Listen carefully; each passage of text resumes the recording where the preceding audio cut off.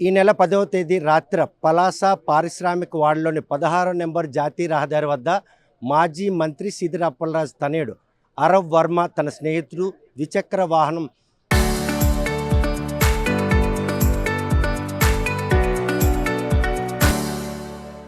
ప్రమాదం జరిగింది. ఆ ప్రమాదంలో దానయ్య అనే గొర్రెల కాపరి మృతి చెందాడు.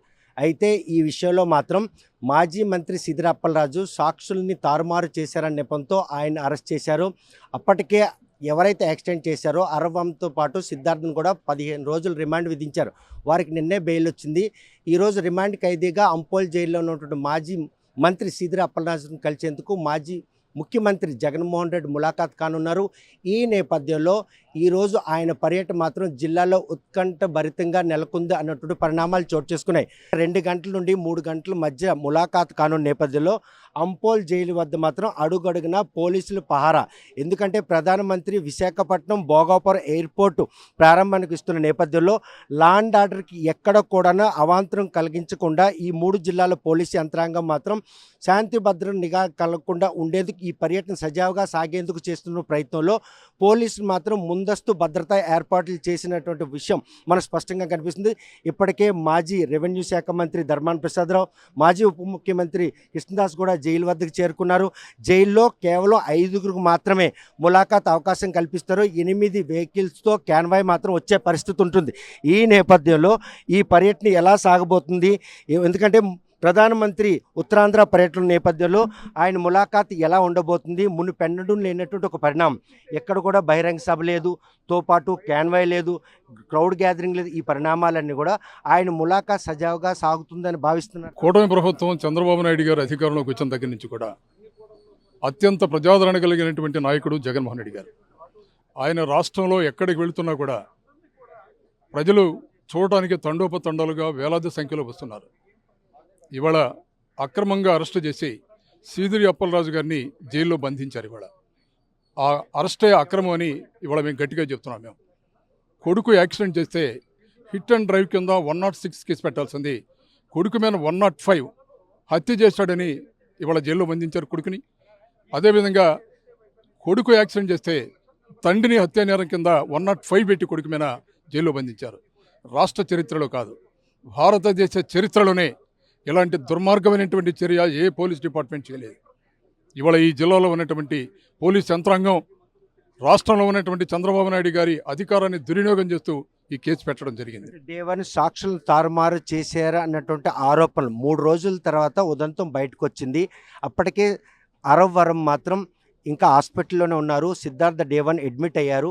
ఇవన్నీ కూడాను దానయ్య కుటుంబాలు ఇచ్చినట్టు ఫిర్యాదు మేరకే సాక్షులను తారుమారు చేసి తండ్రి పాత్ర మాత్రమే పోషించాడు తప్ప మాజీ మంత్రి అనే విషయం సీదిరి అప్పలరాజు మరిసి ఇలా ఈరోజు కొడుకుని జైలు పాలు చేసుకున్నట్టు ఆరోపణలు వెల్లువెత్తున్నాయి. ఖచ్చితంగా ఇది. ఎందుకంటే అప్పలరాజు గారు తండ్రి పాత్ర పోషించాడే కానీ సాక్షుల్ని భయభ్రాంతులకు గురి చేసి వాళ్ళని మేనేజ్ చేయాలన్నటువంటి ఆలోచన అప్పలరాజు గారు ఎప్పుడూ చేయలే. పైగా జరిగింది యాక్సిడెంట్ అనేది కావాలని ఎవరూ చేయరు. పొరపాటున రోడ్ యాక్సిడెంట్లు జరుగుతూ ఉంటాయి. అదే మందసాలో మరుసటి రోజు మరో యాక్సిడెంట్ జరిగింది. ఒక ఇటుకు తీసుకెళ్తున్నటువంటి ఆటో మరొకరిని గుద్దితే ఆ కేసులో స్పష్టంగా హిట్ అండ్ డ్రైవ్ కింద 106 పెట్టారు. మరి ఈ కేసులో 106 పెట్టకుండా కేవలం రాజకీయ కక్షలతోటి ఈ ప్రభుత్వం చేస్తున్నటువంటి ప్రజా వ్యతిరేక కార్యక్రమాల్ని ప్రశ్నిస్తున్నాడు, గొంతెత్తి మాట్లాడుతున్నాడు, బలమైనటువంటి వాయిస్ వినిపిస్తున్నాడని అప్పలరాజు గారి కొడుకు మీద 106 కాకుండా 105 కేసు పెట్టి హత్యా నేరం కింద వాళ్ళ జైల్లో పడేశారు. కొడుకు యాక్సిడెంట్ చేసి హిట్ అండ్ డ్రైవ్ కింద కేసు పెట్టకుండా 105 కేసు పెట్టి తండ్రి కూడా కొడుకుని ప్రోత్సహించి బైక్ ఇచ్చి గుద్ది చంపేమని పెట్టాడని 105 కింద కేసు పెట్టారు. ఇంతకన్నా దుర్మార్గమైనటువంటి చర్య దేశ చరిత్రలోనే ఎక్కడ ఉండదు.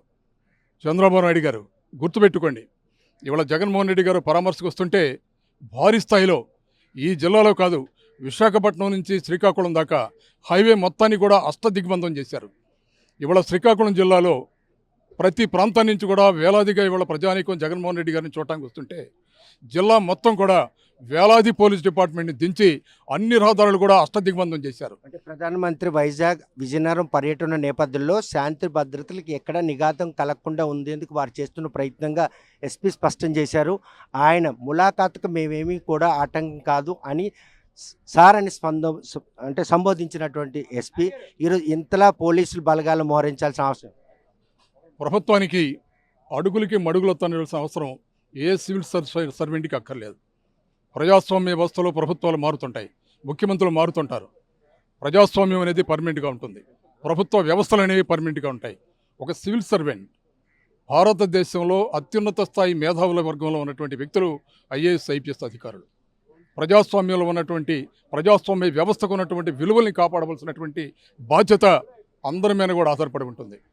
ప్రధానమంత్రి గారి పర్యటన రేపు, దానికి సంబంధించినటువంటి చర్యలు రాష్ట్ర ప్రభుత్వాలు కేంద్ర ప్రభుత్వాలు ఏం తీసుకున్నా దానికి అభ్యంతరం లేదు. బట్ ఇవాళ జగన్మోహన్ రెడ్డి గారు ఇక్కడికి వస్తున్నారు. దాన్ని సాకుగా చూపించి ఇవాళ ఈ జిల్లాలో ఉన్నటువంటి ప్రజానీకాన్ని ఇక్కడికి రాకుండా జైలుకు సంబంధించినటువంటి అన్ని దారులని అష్టదిగ్బంధం చేయటం, వేలాది మంది పోలీస్ వ్యవస్థను పెట్టి దుర్వినియోగం చేయటం ఇది సరైనటువంటి పద్ధతి కాదు. ఇది ఒకటి గుర్తించాలి. చంద్రబాబు నాయుడు గారు అపోజిషన్లో ఉండగా ఇలాంటి పరిస్థితి ఎక్కడా లేదు.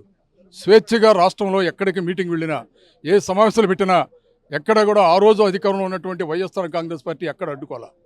కానీ ఇవాళ ఈ కూటమి ప్రభుత్వం చంద్రబాబు నాయుడు గారు ఏం చూస్తున్నారు? ఇవాళ జగన్మోహన్ రెడ్డి గారు వస్తున్నారంటే చంద్రబాబు నాయుడు గారి గుండెల్లో రైళ్లు పరిగెడుతున్నాయి. ఇవాళ దాని అర్థం ఏంటి?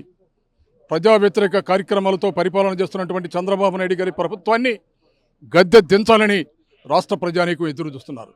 అందుకే జగన్మోహన్ రెడ్డి గారికి ఎక్కడికి వస్తున్నా కూడా విపరీతమైనటువంటి ప్రచారణ వస్తుంది. దాన్ని ఓర్వలేక రాజకీయ కక్షలతోటి సీదిరి అప్పలరాజు గారిని అరెస్ట్ చేశారు. పరామర్శించడానికి వస్తున్నటువంటి మా నాయకుడు జగన్మోహన్ రెడ్డి గారిని అడ్డుకోవటానికి అడుగడుగున ఆంక్షలు పెట్టారు. అయినా కూడా దేశ చరిత్రలోనే అత్యంత ప్రజాదరణ కలిగినటువంటి నాయకుడు జగన్మోహన్ రెడ్డి గారు. తప్పకుండా వేలాది మంది ప్రజానీకం మీరు ఎన్ని అడ్డంకులు సృష్టించినా వేలాదిగా ప్రజలు వస్తారు, వచ్చి జగన్మోహన్ రెడ్డి గారిని చూస్తారని కూడా మనవి చేస్తున్నాం. చూస్తే కనుక ఆయన జైల్లో మాజీ మంత్రి ములాఖాత్ విషయంలో మాత్రం జిల్లా వ్యాప్తంగా అంటే వైజాగ్ ఎయిర్పోర్ట్ దిగిన దగ్గర నుండి అంటే శ్రీకాకుళం అంపోల్ జైలు వరకు మాత్రం ఆశేసి జనాలు ఆయన చూసేందుకు వస్తారు. ఆయన ములాఖాత్ విషయంలో ఎక్కడ కూడా శాంతి భద్రతలు నిఘాతం కలగకుండా ఉండేందుకు పోలీసులు మాత్రం ముందస్తు చర్యలు చేపట్టారు. ఎస్పెషల్లీ శ్రీకాకుళం జిల్లా ఎస్పీ మాత్రం స్పష్టం చేశారు, ఆయన ములాఖాత్ విషయంలో ఎక్కడ కూడా తాము చట్టపరంగా వెళ్తాం తప్ప ఎటువంటి ఆటంకాలు కలిగించం. కాకపోతే క్రౌడ్ గ్యాదరింగ్ కావచ్చు, సభలు కావచ్చు, ర్యాలీలు కనుక నిర్వహిస్తే మాత్రం చట్టపరమైన చర్యలు చేపడతామని తేల్చి చెప్పారు. ఈ నేపథ్యంలో 2 నుండి 3 గంటల మధ్య ఆయన అంపోలి జైల్లో ఉన్నటువంటి మాజీ మంత్రిని ఈరోజు కలిసేందుకు ములాఖాత్ కానున్నారు. ఈ నేపథ్యంలో ఈరోజు జిల్లాలో ఆయన పర్యటన ఎలా ఉండబోతుంది, ఆ పర్యటనకు ఎటువంటి ఆంక్షలను అతిక్రమించి ఆయన చూసేందుకు వచ్చినటువంటి అభిమానులు కావచ్చు, కేడర్ గారికి వచ్చే అవకాశం కనిపిస్తుందా? గౌరవ మాజీ ముఖ్యమంత్రి జగన్మోహన్ రెడ్డి గారి పర్యటనలో భాగంగా మేము ఎక్కడా కూడా ప్రోటోకాల్ బ్రేక్ చేయడం కానీ, ఆంక్షలు మీరటం కానీ గౌరవ జగన్మోహన్ రెడ్డి గారు ఎప్పుడు చెయ్యరు. దాన్ని ఎటువంటి సందేహం లేదు.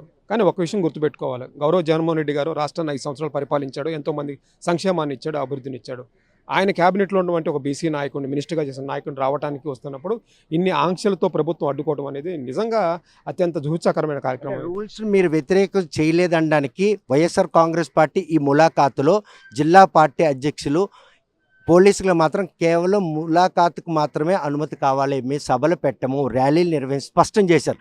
అక్కడే మీరు తేటతెల్లనైనారు. అయినప్పటికి కూడా ఇంతలా పోలీస్ బలగాలను మోహరించడం వెనక ఆయన చూసేందుకు వస్తారనుకుంటున్నారా, సంఘీభావం తెలిపించేందుకు వస్తారనుకుంటున్నారా? గౌరవ జగన్మోహన్ రెడ్డి గారు అత్యంత ప్రజాదరణ కలిగిన నాయకుడు.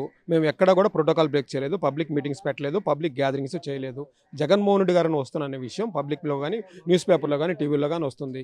ఇదే జగన్మోహన్ రెడ్డి గారు అపోజిషన్లో ఉన్నప్పుడు కూడా వచ్చినప్పుడు కూడా 2019 ముందు కూడా ఇదే ప్రధారణ కలిగింది. 2019 తర్వాత కూడా జగన్మోహన్ రెడ్డి గారు వచ్చినారు. 2024లో 2019 నుంచి 24 దాకా గౌరవ ఇప్పుడు ముఖ్యమంత్రి చంద్రబాబు నాయుడు గారు వచ్చిన ఏ రోజు కూడా మేము ఎటువంటి ఆంక్షలు పెట్టలేదు, ఎటువంటి ప్రజా ఇబ్బందులు గురిచేయలేదు. ఈరోజు మీరు అడుగున ఇబ్బందులు క్రియేట్ చేస్తున్నారు. మోటార్ బైక్స్ రానివ్వట్లేదు, ఖాళీ నడకను వచ్చేవాళ్ళు కూడా ఒక పర్సన్ బోండి అని చెప్తా ఉన్నారు. ఇంత భయపడాల్సిన అవసరం ఏముంది? ఒక ప్రజానాయకుడు వస్తుంటే కనుక ప్రజల్లో చూడటానికి, తన ప్రజలను చూడటానికి ఇంత ఆంక్షలు పెట్టాలా, ఇన్ని ఇబ్బందులు క్రియేట్ చేయాలా? మీరు మీ ప్రభుత్వం ఫెయిల్ అయిందని చెప్పడానికి ఇది ఒక చక్కటి ఉదాహరణ. ఇటువంటి ఇబ్బందులు పెట్టినా గౌరవ జగన్మోహన్ రెడ్డి గారు తన క్యాబినెట్లో ముఖ్యమంత్రి చేసిన బీసీ నాయకుడిని చూడటానికి వస్తాడు. ఎట్టి పరిస్థితుల్లో ఆయనకు అండగా నిలబడతానని చెప్పడానికి ఎటువంటి డౌట్ లేదు. కనుక మాజీ మంత్రి సీదిరి అప్పలరాజును అంపోల్ జైల్లో కలిసేందుకు వస్తున్నట్టు మాజీ ముఖ్యమంత్రి పర్యటన మాత్రం ఉత్కంఠ భరితమైనటువంటి కీలకమైనటువంటి పరిణామాలు చోటు చేసుకున్నటువంటి సంకేతాలు స్పష్టంగా కనిపిస్తున్నాయి. 9:30 గంటలు అంటే 11 గంటలకి విశాఖ ఎయిర్పోర్ట్లు అంటే ల్యాండ్ అవుతున్న ఆయన మాత్రం రోడ్డు మార్గం గుండా ఉత్తరాంధ్ర జిల్లాలకి తలమానికంగా చెప్పే 16వ నెంబర్ జాతీయ రహదారిపై 8 వాహనాలతో ఆయన మాత్రం జిల్లా జైలుకి చేరుకోండి. కాకపోతే 16వ నెంబర్ జాతీయ రహదారిపైకి వైఎస్ఆర్ కాంగ్రెస్ పార్టీ నాయకులు కానీ అభిమానులు కానీ కేడర్ కానీ ఎవ్వరూ కూడాను ఎక్కకుండా ఉండేందుకు మాత్రం అడుగడుగునా కఠినమైన ఆంక్షలు విధించారు. ఎందుకంటే క్రౌడ్ గ్యాదరింగ్ని మాత్రం స్పెసిఫికేట్ చేశారు. జిల్లా ఎస్పీ ఎవరైతే వైఎస్ఆర్ కాంగ్రెస్ పార్టీకి సంబంధించినటువంటి జిల్లా పార్టీ అధ్యక్షులు అభ్యర్థన మేరకు కేవలం ములాఖాత్కు మాత్రమే అనుమతించాం తప్ప ఇవేమీ చేయకూడదు. ఒకవేళ కనుక రూల్స్ వైలేట్ చేసి అటువంటి ప్రక్రియకు కనుక శ్రీకారం చుడితే చట్టపరమైన చర్యలు చేపట్టడానికి ఏమాత్రం కూడా వెనకాడబోమని కూడా హెచ్చరించారు.